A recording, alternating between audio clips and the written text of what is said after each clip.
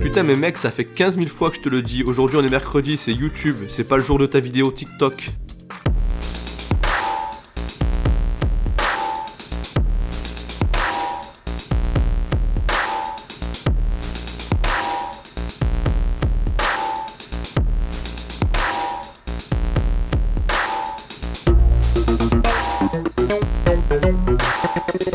Bonjour à tous, aujourd'hui on se retrouve pour la suite de la vidéo de la semaine dernière. Donc on avait un problème de gicleur avant, ça giclait pas du tout. On avait un souci de fuite de lave-glace au niveau de la baie de pare-brise avant. On a corrigé tout cela avec un nouveau kit de durite.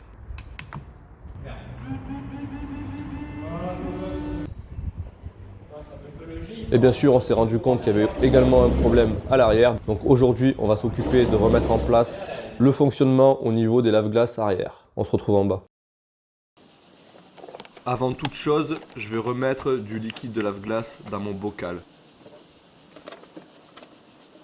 Donc je fais ça sans entonnoir. J'espère ne pas en foutre partout. Ensuite, comme je cherche une fuite à l'arrière, je vais démonter le cache à l'arrière côté conducteur parce que là je sais qu'il y a un raccord et je vais déjà voir si le liquide de lave-glace arrive au niveau de ce raccord. Si le liquide n'arrive pas, ça veut dire que le problème est avant.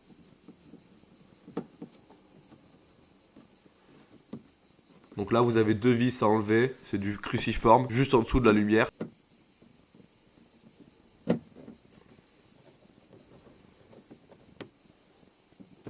Une vis sur le côté, ici que je vous montre, pareil cruciforme, vous dévissez.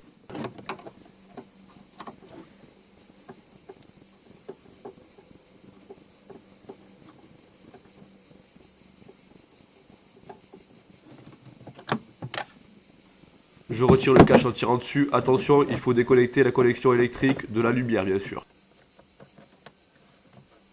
Faites-le, je vous montre où elle est, voilà vous déconnectez comme ceci. Et vous pouvez décaler votre cache.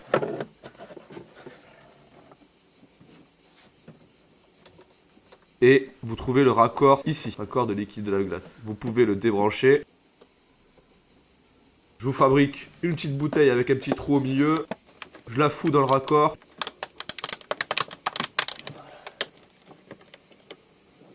J'active mon lave-glace et je vois qu'il n'y a rien qui sort. Donc c'est que le problème est bien avant.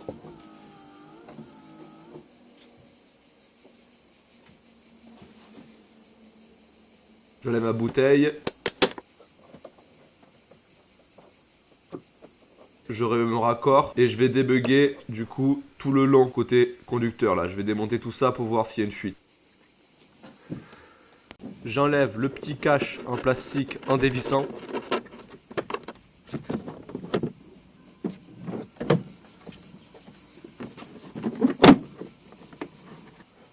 Pareil, j'ai un autre cache ici à enlever, je dévisse également, pas besoin de tournevis, ça se fait à la main.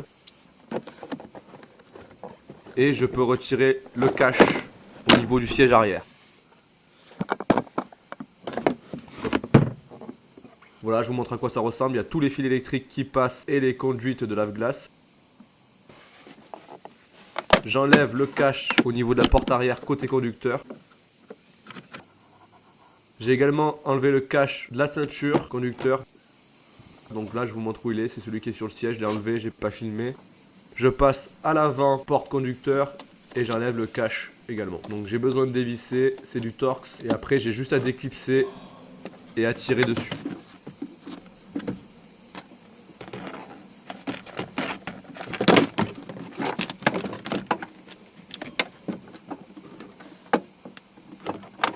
Faut forcer un petit peu, voilà comme ceci.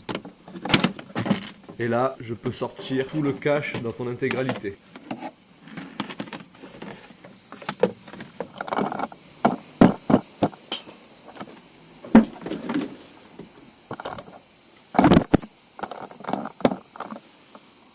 Je l'enlève.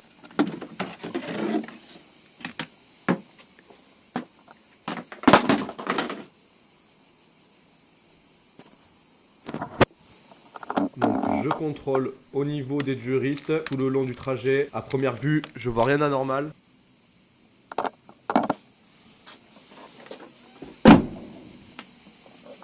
Là également, pas de fuite, pas de trace d'eau. Donc je pense que la fuite est avant. Donc après avoir démonté la moitié de la voiture hors caméra, je me suis décidé à démonter le tableau de bord. Et là, regardez ce que j'ai vu. Au niveau des pédales, on voit clairement qu'il y a une fuite d'eau. J'active le lave-glace et regardez ce qui se passe au niveau de la pédale. Tadam! Je pense qu'on a localisé la fuite. Donc maintenant, je vais enlever tout le tableau de bord pour me faire de la place. J'ai déjà fait des vidéos, quand on a changé le calculateur par exemple, on a déjà vu comment démonter un tableau de bord. Je n'y reviens pas.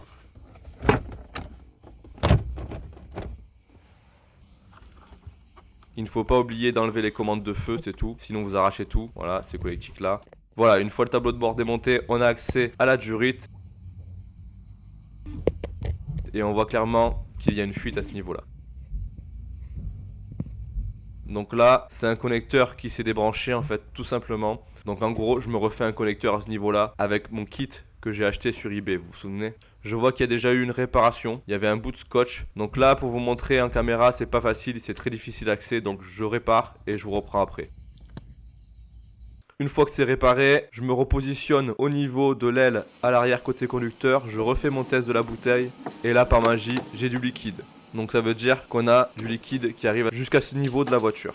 Comme le liquide de lave-glace arrive bien à l'arrière, je peux remonter tout ce que j'ai déjà démonté. Je commence par le tableau de bord et je remonte tous les caches que j'ai enlevés côté aile. Ça, c'est bon. Je vous passe tout cela en accéléré parce que c'est exactement les mêmes étapes inversées de ce que j'ai fait au démontage.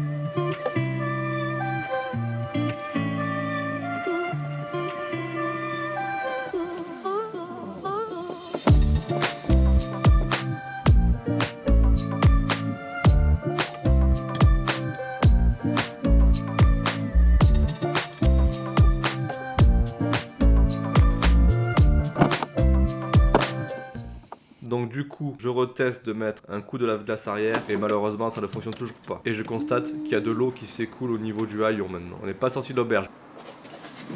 Donc on va démonter le cache du haillon. Cela, il y a deux vis, une ici et une là. C'est du cruciforme, vous enlevez les deux vis.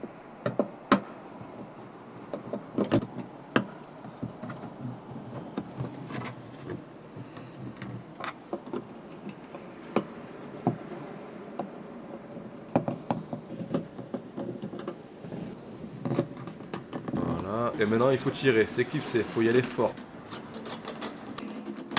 Une fois que c'est déclipsé, vous avez accès au moteur de lave-glace arrière que je vous montre ici.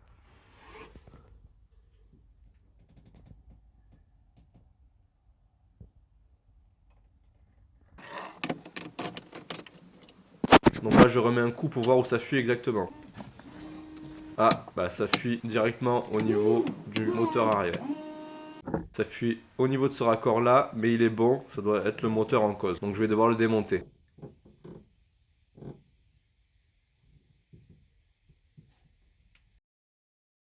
Pour cela, il faut enlever l'essuie-glace arrière. Douille de 13, je dévisse pas entièrement l'écrou.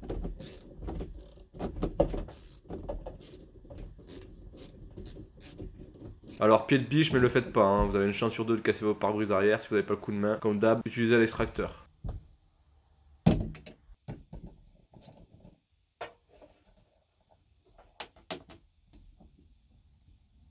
Donc là, je peux sortir l'essuie-glace complet.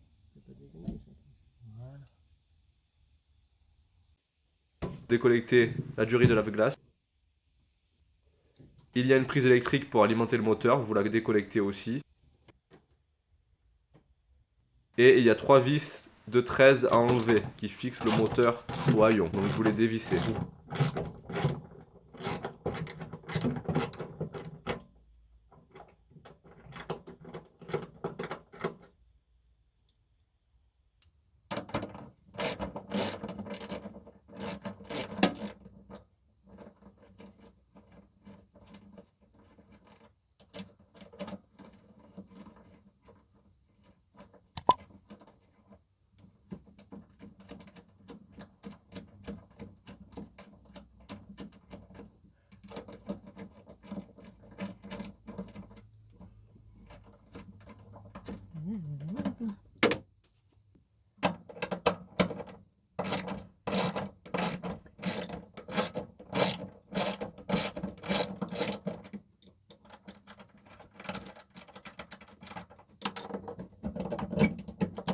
pouvez désormais tirer sur le moteur pour l'extraire. Et voilà, nous avons démonté le moteur de lave-glace arrière. Donc je démonte le moteur de lave-glace. Vous avez des vis Torx à enlever tout le long d'un cache métallique. Il est pas facile à faire marcher celui-là.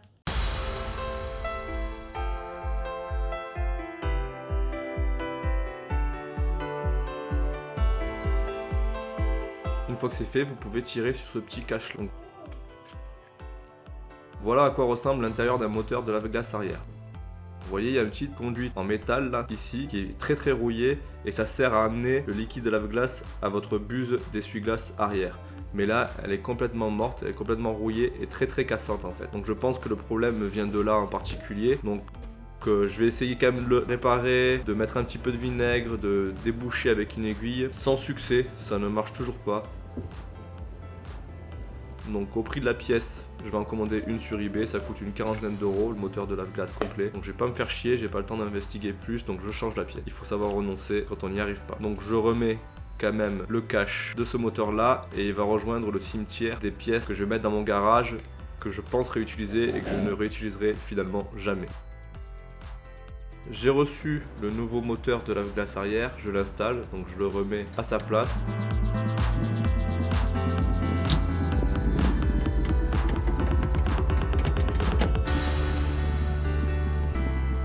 Je mets les 3 écrous pour venir le fixer au haillon.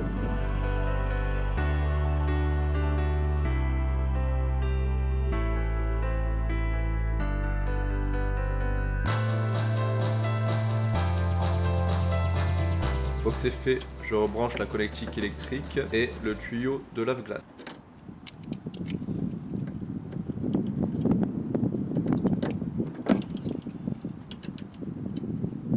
Voilà. Je fais un essai avant de remonter mon essuie-glace. Et ça marche nickel cette fois. On a résolu vraiment tous nos problèmes.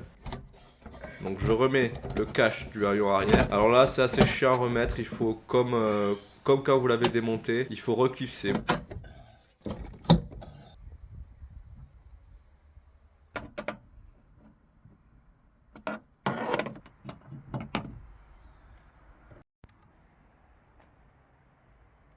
Alors, ne me demandez pas où j'ai mis ces fameux caches en poule, là, je sais pas où je les ai mis lors du démontage. Ils doivent être dans mon bordel, mais je les retrouverai plus tard et je les remettrai ultérieurement. Je refixe l'essuie-glace arrière.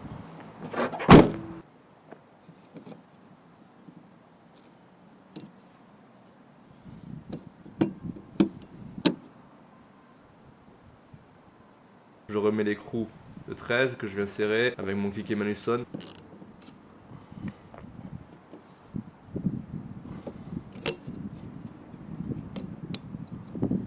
Ah, bah, je viens de péter le cache écrou. Donc, si tu penses que je vais les réparer, c'est que déjà que t'es pas sur la bonne chaîne, parce que je m'en fous complet.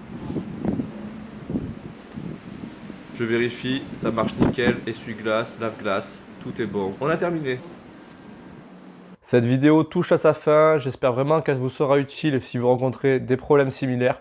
Cette procédure elle est applicable à de nombreux véhicules, c'est pas forcément sur ma Seat Leon. En fait, ce qu'il faut connaître, c'est le circuit de lave-glace de votre voiture et faire le tour, tout simplement pour savoir où c'est qu'il y a une fuite, où c'est que ça cloche. J'ai remarqué que vous êtes sur environ 80% à visualiser les vidéos, les tutos, mais vous vous abonnez pas forcément, donc faites-le, c'est important. C'est juste un clic et c'est la meilleure façon de soutenir la chaîne et que je puisse continuer à vous faire ce genre de vidéos gratuitement. Moi, je vous souhaite une bonne soirée et à très bientôt sur LGDA.